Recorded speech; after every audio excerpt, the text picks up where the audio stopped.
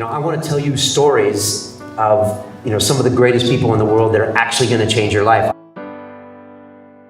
I don't want someone in my studio that's had wins all their life. I'm not going to learn anything from them. I want people that have taken hits, like bad hits.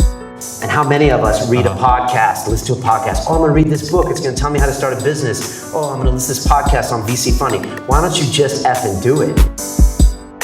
There's nothing sadder than a broke podcaster. I meet them all the time. They got great ideas, but they're like, oh, I'm waiting for that advertiser. It's like, no, you got to step up your game. There's nothing wrong with good business. There's nothing wrong with making that profit as long as you know why you're doing it.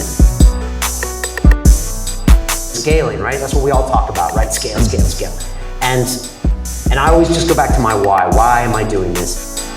Are we staying true to what our message is and our mission? Are we telling great stories? Are we selling great products? But then at the same time, are you stepping out of your comfort zone? But it's good to think big, and I think if we stick to our why, then it will constantly resonate. I just want to partner with good energy, with passionate people, doing things for the right reason. Again, dropping one more Gary Vee-ism in there. There's no rush. Everyone's in such a rush to stack the paper and do all that stuff. I'm gonna look at my content in 20 years. I'm gonna have to look back at it and say, am I proud of it?